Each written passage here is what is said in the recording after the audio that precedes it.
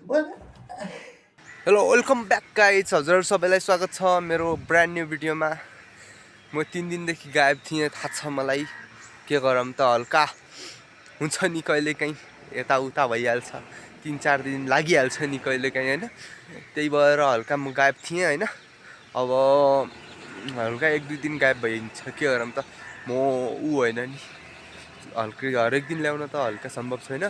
त्यही भएर म अब ल्याउनेवाला ल्याउँछु भिडियो चाहिँ ल्याउँछु म। त्यस्तो के अरे एक्कासी गायब त हुँदैन होइन। ल आज चाहिँ के गर्छ भन्दाखेरि होइन, मैले अब आज मेरो लगभग 18 दिन भइसक्यो होइन मैले लगातार एक्सर्साइज सुरु गरेको। त्यही भएर मैले आज के गर्छु भन्दाखेरि आज अब 1 होइन 2 3-4वटा चाहिँ नयाँ एक्सर्साइज थप्नु पऱ्यो र आजदेखि क्यालिस्थेनिक्सको मुभहरू सिक्नतिर लाग्नु पऱ्यो। जस्तै लिभर पुल अनि फेरि ह्यान्ड स्ट्यान्ड, तिनीहरू सिक्नतिर लाग्नु पऱ्यो। अबदेखि हामीहरूले के अरे त्यो के अरे एक्सर्साइज त गर्छौँ किन भन्दाखेरि त्यो चाहिँ स्ट्रेन्थ स्टामिना त चाहिने नै भयो होइन। त्यहीसँग अब स्किलहरू पनि सिक्नु पऱ्यो के। ल अब आजदेखि स्किल सिक्छौँ। अनि पहिला के अरे स्टामिनाको लागि रनिङ गरौँ होइन, पहिला वार्मअप गर्नुपर्छ। अनि फेरि अबदेखि डाइट पनि खानु पर्ला, किन भन्दाखेरि डाइट नखायो भनेपछि तनाव हुन्छ। मेरो आजकल शरीर हल्का भइरहेको थियो, त्यही भएर म आएको थिएन। अबदेखि स्टार्ट गरौँ त है। ल त गाइस पहिला वार्मअप गरौँ।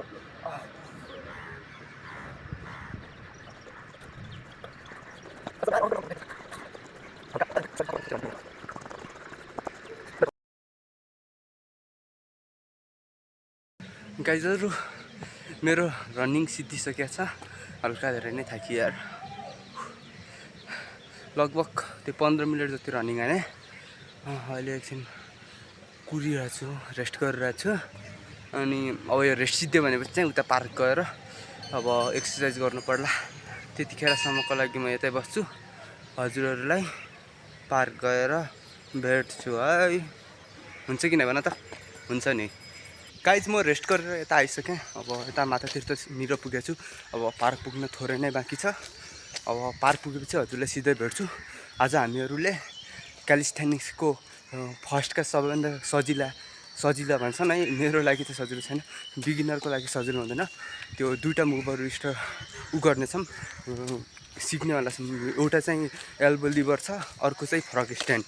यो फ्रग स्ट्यान्डले के गर्छ भन्दाखेरि त्यसले ब्यालेन्स मिलाउँछ होइन। अनि एल्बो लिभरले चाहिँ यताको के अरे हाम्रो यताको यो कोर छ त, यो सिक्स भएको ठाउँ, त्यो कतिको पावरफुल छ भनेर चेक गर्छ क्या।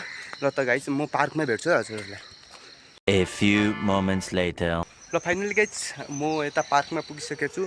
अब सधैँको जस्तो अब मर्निङ एक्सर्साइज गरौँ होइन। त्यो पुलअप सुलअप हान्छु त त्यो त तिमीहरूलाई थाहा नै छ। आज चाहिँ पुलअप सेटअपसँगै अब एउटा के अरे माथितिर एउटा गर्छ नि त बेन्चमा गर्ने पुसअप, त्यसलाई के भन्छ थाहा भएन। अनि एउटा चाहिँ बेन्चमा खुट्टा राखेर तल गर्ने पुसअप, त्यो गर्नुपर्नेछ। किन भन्दाखेरि त्यसले चाहिँ यता चेस्टलाई बिल्ड गर्छ होइन। अनि कोरको लागि पनि अहिले नयाँ एक्सर्साइज एड गरेको छु। एउटा माउन्टेन क्लाइम्बिङ गर्छु अनि सेटअप गर्छु। ती दुईवटा चाहिँ कति गर्छु भन्दाखेरि 12 ऱ्याप 3 सेट हान्छु। त्यो हल्का के अरे कोर मेरो हल्का कमजोर छ कि, त्यही भएर त्यसको लागि। अनि फेरि लास्टमा अनि प्ल्याङ्क्स होइन, लास्टमा अनि फेरि क्यालिस्थेनिक्सको 2टा मुभको ट्रेनिङ गर्नु पर्ला। ल त है अब स्टार्ट गरौँ।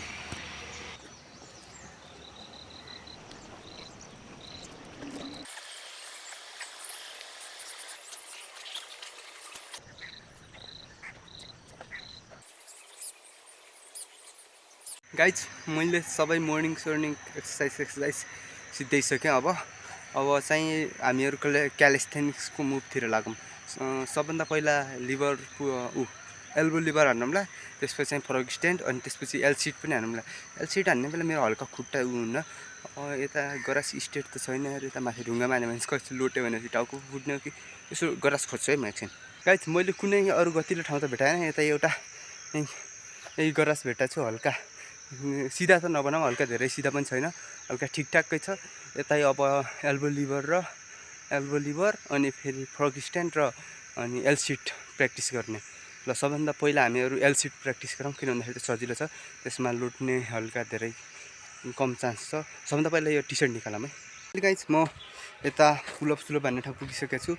अब क्यालिस्थेनिक्सको मुभ चाहिँ अब घरमै गएर देखाउँला होइन। अब अहिले यता चाहिँ पुलअप सुलअप हानौँ, हाम्रो पुलअपको सेट कम्प्लिट गरौँ। यता पनि एउटा मुभ हुन्छ नि यता यस्तो एल स्ट्यान्ड यसमा एल स्ट्यान्ड हान्ने कोसिस गर्छु, कति सेकेन्डसम्म होल्ड गर्न सक्दो रहेछु त है।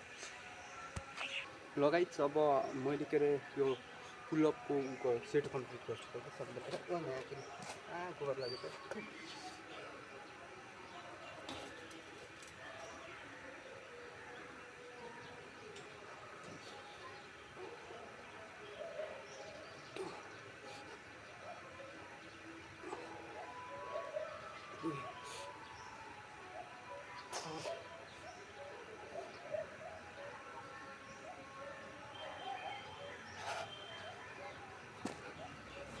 ल गाइज मैले पुलअपको फर्स्ट सेट हानिसकेँ। अब सेकेन्ड र थर्ड सेट हान्न बाँकी छ, त्यो अहिले हानौँला।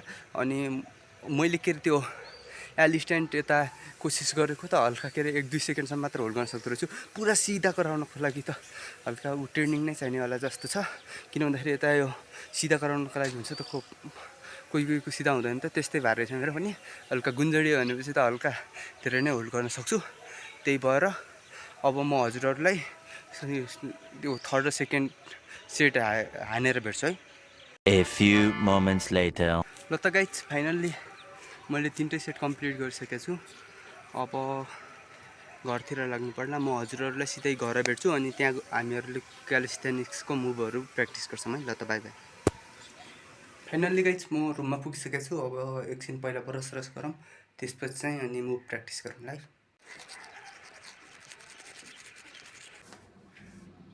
दाँत हल्का हल्का सेता त हुन लागेको रहेछन्। अब ब्रस गरेर सिधिसकेँ म। अब चाहिँ अब क्यालिस्थेनिक्सको मुभ प्र्याक्टिस गर्नु पर्ला। ल गाइज अब क्यालिस्थेनिक्सको मुभहरू प्र्याक्टिस गरौँ। सबभन्दा पहिला के भन्छन् एल सेट हो कि के भन्छ नि त, त्यो एल सेट हो समथिङ त्यस्तै थियो। त्यो वाला मुभ प्र्याक्टिस गरौँ। त्यो कसरी गर्ने हजुरहरूलाई देखाउँछु है म। सबभन्दा पहिला हामीहरूको एल सेटको लागि यो लेग छ त, यो चाहिँ स्ट्रेट हुनुपर्छ। त्यसपछि हाम्रो यो हातलाई यस्तो ग्रिपवाला उसमा गरेर यसले गरेर त्यसपछि हल्का यो पावर लगाउने, हल्का यस्तो गर्ने अनि पावर लगाउने अनि खुट्टालाई यस्तो माथि लगाएर अनि यस्तरी होल्ड गर्न सक्नुपर्छ। यो स्ट्रेट हुनुपर्छ, त्यो त मलाई फर्स्ट डे नै आउँदैन होइन, फर्स्ट डेमा आउँदैन। त्यही भएर सबभन्दा पहिला हामीहरू स्टार्ट गरौँ ल। 3 सेकेन्डसम्म मात्र होल्ड गर्न सकिँदो रहेछ। अब हामीहरू सेकेन्ड क्यालिस्थेनिक्सको मुभतिर लाग्छौँ, जसको नाम हो एल्बो लिभर। त्यसको लागि चाहिँ हामीहरूले के गर्नुपर्छ भन्दाखेरि यो हात छ त, हातलाई यस्तो राख्ने, यो गर्ने, यो हातलाई यस्तै राख्ने अनि यो एल्बो छ त यो लिभरतिर, यो एल्बोलाई यता लिभरमा लगाएर टुप्लाएर यस्तरी होल्ड गर्न सकिन्न। फेरि ट्राई गरौँ है। हात यस्तो साला ये दुख का खत्म नहीं होता बे। लगाइज अनि हाम्रो के अरे थर्ड एक्सर्साइज हो जसलाई भन्छन् फ्रग स्ट्यान्ड, जसमा चाहिँ हामीहरूले हातलाई यस्तरी राखेर अनि यो खुट्टालाई यता राखेर यस्तरी उभिनुपर्छ।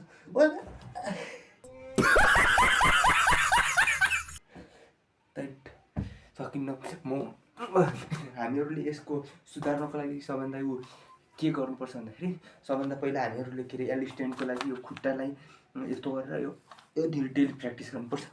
यो डेली प्र्याक्टिस गर्नुपर्छ अनि यो खुट्टालाई सिधा गर्ने गर्नुपर्छ। एल्बो लिभरको लागि चाहिँ हामीहरूले यस्तो यो एल्बो लिभर हान्ने दिनकै कोसिस गर्नुपर्छ। त्यस्तो गरेपछि के हुन्छ भन्दाखेरि ब्यालेन्स बन्छ होइन। त्यसपछि चाहिँ अनि फेरि फ्रग उसको लागि पनि त्यस्तै प्र्याक्टिस गर्नुपर्छ र यो हात त यिनीहरूको पावर बढाउनुपर्छ। मेरो पावर रहन्छ। अब म दिनकै प्र्याक्टिस गर्छु अनि मुभमा पर्फेक्ट हुन्छ है। ल गाइस आजको भिडियो यता अन्तिम गरौँ।